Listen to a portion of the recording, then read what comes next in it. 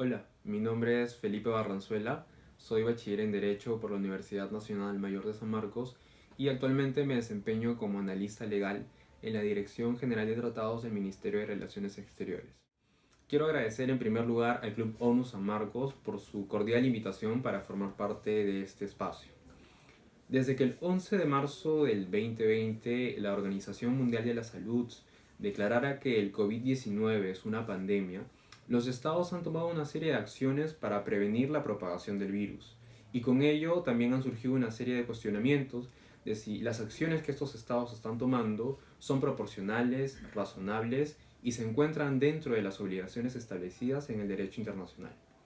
El objetivo de este video es ir un poco en retrospectiva y ver cuáles son esas obligaciones convencionales establecidas específicamente en los tratados en el marco legal de la Organización Mundial de la Salud y los sistemas de protección de derechos humanos, específicamente sobre el brote de pandemias y también cuáles son los deberes asumidos por los estados para prevenir y detener dicho brote. Con relación al marco de la Organización Mundial de la Salud, un importante instrumento específico a analizar es el Reglamento Sanitario Internacional. El Reglamento Sanitario Internacional es un instrumento jurídicamente vinculante que fue adoptado el 23 de mayo del 2005 y actualmente es vinculante, valga la redundancia, para 196 estados. Este instrumento contiene una serie de disposiciones específicas y directamente aplicables a los estados de emergencia de salud pública, como el caso de las enfermedades endémicas o que después se desarrollan como pandemias. El artículo 5, por ejemplo, contiene la obligación de vigilancia de parte de los estados, los mismos que deben desarrollar y reforzar todo un sistema y la capacidad de detectar, evaluar y notificar eventos dentro de su territorio a efectos de poder cumplir con lo dispuesto en este reglamento. El artículo 6, por su lado, contiene una obligación un poco más específica respecto al deber de notificación de los estados de cualquier evento que se produzca en su territorio y que pueda constituir una emergencia de salud pública. Cuando un estado encuentra en su territorio, por ejemplo, el brote de una enfermedad que podría constituir una emergencia de salud pública de importancia internacional, esto debe ser notificado a la Organización Mundial de la Salud de la manera y por el medio más eficiente, el medio de comunicación más eficiente que disponga. Y aquí es algo muy importante, y es que esta notificación debe ser antes de que transcurran 24 horas desde que se haya evaluado la información concerniente a la salud pública. Entonces, el plazo, como vemos, es bastante urgente, de acuerdo a lo que dispone el Reglamento Sanitario Internacional. Además de ese deber de notificación del artículo 6, también existe una notificación ya no solamente del hecho de la ocurrencia del evento, sino además la notificación de la información concerniente a la salud pública cuando un estado advierte que en su territorio se producen eventos imprevistos o inusuales que puedan ser, que puedan constituir una emergencia de salud pública, cualquiera que sea su origen o procedencia. Lo anterior está estipulado en el artículo 7 del Reglamento Sanitario Internacional y como vemos aquí hay una especificación de qué tipo de evento debe ser el que implique que el Estado deba notificar información, además que es un evento imprevisto e inusual. Entonces aquí hay una segunda obligación, ya no solamente la obligación de notificar el evento en sí, sino cuando éste tiene una característica de ser imprevisto e inusual en el territorio de un estado, ese estado debe remitir información concerniente a la salud pública que estaría aplicando a la Organización Mundial de la Salud. El artículo 13, por su lado, contiene una obligación de respuesta de salud pública por parte de los estados y señala que los mismos deben reforzar, mantener, desarrollar una capacidad que sea necesaria para poder atender con prontitud y urgencia y eficacia los riesgos que pueden constituir de salud pública y emergencias de salud pública de importancia internacional, ¿no? Entonces los estados tienen la obligación no solamente de atender cuando se produzca un evento que sea imprevisto, un inusual o un evento que pueda constituir un riesgo de importancia internacional, no solamente tienen la obligación de atender notificar la información a la organización, sino además de prever todo un sistema que le permita de manera previa el poder atender con prontitud y eficacia estos riesgos. Como puede verse entonces, estos artículos deben leerse conjuntamente, justamente porque a efectos de poder tener una atención urgente y evidenciar de manera urgente los eventos a los que hacen referencia los artículos 5, 6 y 7, se necesita que el Estado cuente con una capacidad necesaria también para poder responder con prontitud y eficacia a estos riesgos de salud pública referidos en los anteriores artículos. Además del marco legal de la Organización Mundial de la Salud, a nivel regional tenemos a la Organización Panamericana de la Salud, que se rige entre otros por el Código Sanitario Panamericano, que fue adoptado el 14 de noviembre de 1924. Este código contiene en su artículo cuarto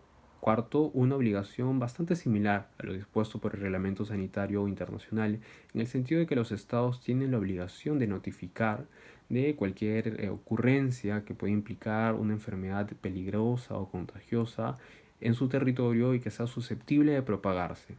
Pero aquí la diferencia es que esta notificación debe ser efectuada directamente de los estados a los estados limítrofes, países adyacentes llamados en este artículo, y toda vez que esta enfermedad puede propagarse mediante la Agencia Intermediaria del Comercio Internacional.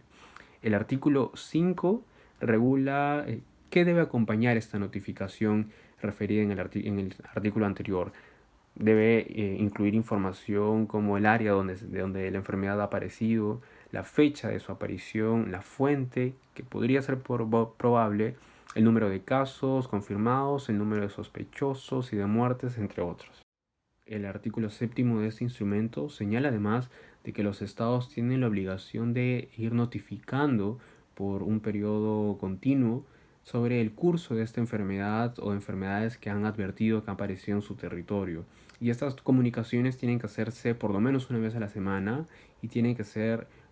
tan completas como pueda ser posible, ¿no? Indicándose de manera muy detallada qué medidas están tomando estos estados o ese estado para evitar que esta enfermedad se propague. De conformidad con el artículo 8 de este Código Sanitario Panamericano, los estados también tienen la obligación no solamente de notificar sobre los eventos que han advertido y las medidas que están tomando, sino además de poner en práctica todas las medidas sanitarias posibles a efectos de evitar la transmisión internacional de la enfermedad que haya advertido en su territorio, y debe notificar tanto a la Organización Panamericana de la Salud, entonces la Oficina Sanitaria Panamericana,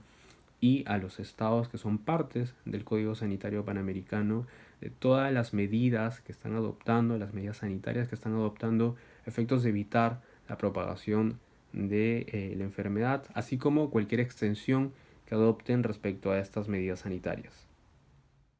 Otro marco legal de mucha importancia en este tipo de situaciones son los tratados de derechos humanos. Si bien innumerables derechos humanos se ven afectados en este tipo de crisis,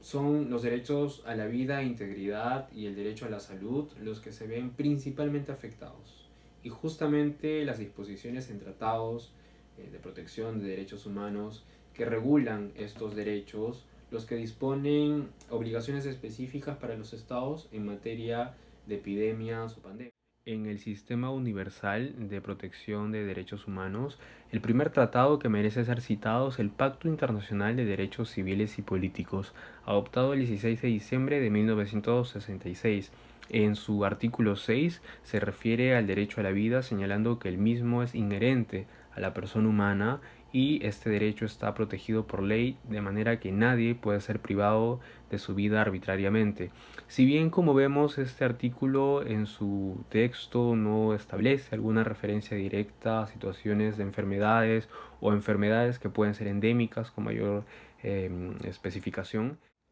no obstante, el Comité de Derechos Humanos, en su Recomendación General número 36, ha desarrollado lo establecido para el artículo 6 relativo al derecho a la vida, señalando que efectivamente los estados tienen la obligación de proteger el derecho a la vida, como sabemos, pero que esto implica que también dispongan medidas adecuadas frente a condiciones que podrían implicar una amenaza directa a este derecho, tales como la prevalencia de enfermedades que amenazan la vida. Obviamente esto incluye enfermedades que pueden tener carácter endémico o pandemias propiamente. Esto también incluye que los estados tomen medidas a corto y mediano y largo plazo. A corto plazo, tales como garantizar el acceso de las personas a bienes y servicios esenciales como la alimentación, el agua, el cobijo, la atención de la salud, entre otros. Y también algunas, digamos, a mediano plazo, tales como un fortalecimiento de un servicio de salud eficaz en casos de emergencia y operaciones de respuesta a emergencias. Esto también incluye, según el Comité de Derechos Humanos, el poder adoptar medidas para detener o mitigar la propagación de enfermedades que pueden ser mortales. Para esto, los estados deben tomar acciones de planificación anticipada, señala el comité, así como respuestas inmediatas una vez que los estados conozcan estas amenazas. Otro tratado que es muy importante en estos casos es el Pacto Internacional de Derechos Económicos, Sociales y Culturales, también adoptado, como sabemos, el 16 de diciembre de 1966, toda vez que en su artículo 12 hace una referencia mucho más directa a este tipo de circunstancias. Este artículo 12 habla sobre el reconocimiento del derecho de toda persona al disfrute del más alto nivel posible de salud física y mental y señala, de acuerdo a su numeral 2, que entre otras medidas que los estados deben adoptar a fin de asegurar la plena efectividad de este derecho incluyen prevención y tratamiento de enfermedades epidémicas, endémicas, profesionales y de otra índole y la lucha contra ellas. Y en su literal D, la creación de condiciones que aseguren a todos asistencia médica y servicios en caso de enfermedad. Antes de darle un mayor desarrollo a lo señalado en el artículo 12 antes referido, precisar que en los sistemas regionales de derechos humanos también hay tratados que regulan de una manera similar este derecho a la salud, haciendo referencia a el deber de los estados de prevenir el desarrollo de enfermedades endémicas. El artículo 11 de la Carta Social Europea, por ejemplo, establece que el derecho a la protección a la salud implica que los estados prevengan en lo posible enfermedades endémicas. Algo similar sucede con la Carta Africana de Derechos Humanos y de los Pueblos en su artículo 16 y en el caso del Sistema Regional Interamericano de Derechos Humanos, el protocolo adicional a la Convención Americana, el Protocolo de San Salvador en su artículo 10, contiene una disposición relativa al derecho a la salud de una manera similar a lo establecido en el sistema universal, señalando que este derecho a la salud implica medidas de prevención y tratamiento de enfermedades endémicas por parte de los estados. Ahora bien, volviendo un poco a lo establecido en el artículo 12 del Pacto de Derechos Económicos, Sociales y Culturales, el Comité de Derechos Económicos, Sociales y Culturales ha desarrollado en su observación general número 14 el contenido de los literales del artículo 12, señalando que respecto al literal C, para la prevención y el tratamiento de enfermedades epidémicas, endémicas, entre otras, los estados deben promover los factores sociales determinantes de la buena salud, como la seguridad ambiental, la educación, entre otros. Más específicamente, ha señalado que la lucha contra estas enfermedades implican esfuerzos individuales y colectivos de los estados para facilitar las tecnologías pertinentes, el empleo y la mejora de la vigilancia epidemiológica, entre otras estrategias de lucha contra las enfermedades infecciosas que puedan tener un carácter endémico. Asimismo, señala que la adopción de medidas individuales y colectivas implica que obviamente no solamente los estados tomen medidas de manera interna, sino que también cuenten con la cooperación internacional como una forma de aminorar y de prevenir el desarrollo de estos brotes pandémicos. Por otro lado, si bien, como sabemos, tanto el derecho a la salud como otros derechos económicos, sociales y culturales son de desarrollo progresivo, el comité aquí ha señalado que ello debe entenderse de conformidad con el derecho a la vida, de manera que los estados tienen obligaciones mínimas, tales como asegurar la atención frente al brote de enfermedades epidémicas o pandémicas, y esto incluye el derecho al tratamiento, que comprende la creación de un sistema de atención médica urgente en los casos de accidentes, epidemias y peligros análogos para la salud. De igual manera, los estados tienen la obligación de respetar el derecho a la salud,